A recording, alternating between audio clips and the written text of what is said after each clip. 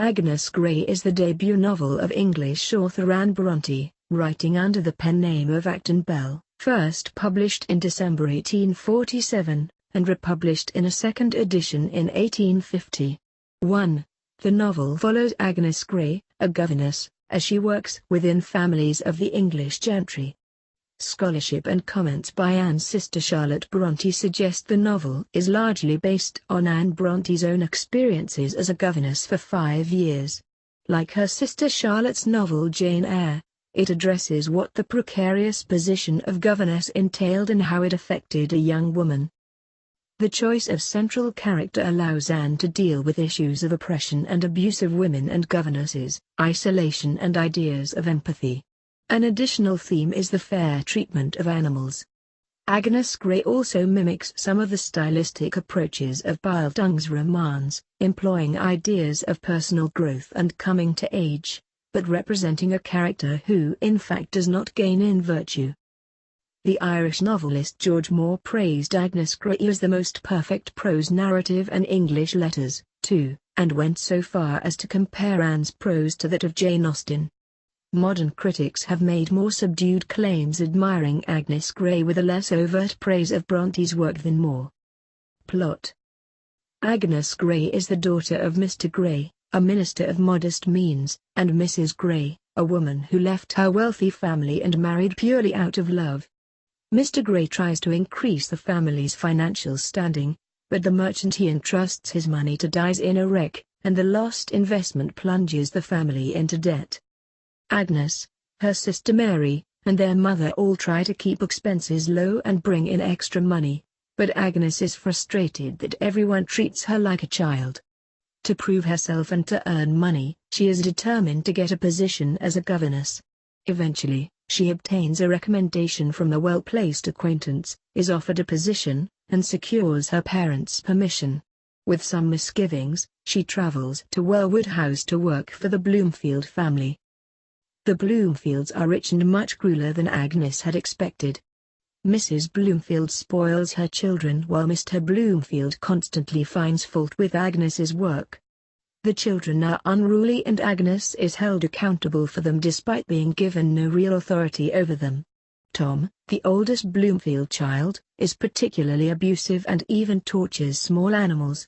In less than a year, Agnes is relieved of her position, since Mrs. Bloomfield thinks that her children are not learning quickly enough. Agnes returns home. She then begs her mother to help her find a new situation. Agnes advertises and is given a position in an even wealthier family, the Murrays. The 2 boys, John and Charles, are both sent to school soon after her arrival, but the girls Rosalie and Matilda remain her charges. Matilda is a tomboy and Rosalie is a flirt. Both girls are selfish and sometimes unpleasant, and although Agnes's position is slightly better than it was at Welwood House, she is frequently ignored or used in the girls' schemes. Agnes begins to visit Nancy Brown, an old woman with poor eyesight who needs help reading the Bible. There Agnes meets the new curate, Mr. Edward Weston. The next day while on a walk Agnes is surprised by Mr. Weston, who picks some wild primroses for her. Agnes later saves one of the flowers in her Bible. She learns that his mother has died not long ago. This new friendship is noticed by Rosalie Murray, who has now entered into society and is a favorite with nearly all suitors in the county. Rosalie becomes engaged to Sir Thomas Ashby, a wealthy baronet from Ashby Park. She tells Agnes, but makes her promise to keep silent, as she is still going to flirt with other men before she is married. One day, she and Agnes go on a walk and meet Mr. Weston. Rosalie begins to flirt with him, much to Agnes's chagrin. Agnes receives a note from her sister Mary, who is now married to Mr. Richardson, a parson of a rectory near their home. Mary warns that their father is dying and begs Agnes to come. Agnes arrives too late to see her father alive. After his funeral, Agnes opens a small school with her mother, leaving behind the Murrays and Mr. Weston. She receives a letter from Rosalie, who is very unhappy in her marriage and asks Agnes to come for a visit. Agnes is shocked by the change in Rosalie from a merry girl to an unhappy young woman. Rosalie confides that she despises Sir Thomas Ashby, and her mother-in-law, and claims he only left London because he was jealous of all the gentlemen she was attracting.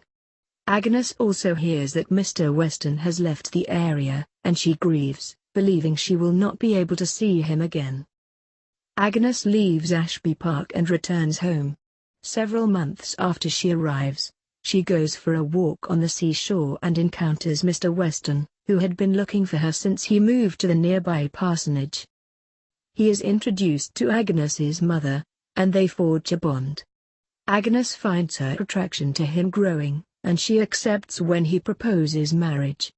In the end, Agnes is very happy having married Edward Weston, and they have 3 children together. Agnes Grey is also an autobiographical novel with strong parallels between its events and Anne's own life as a governess.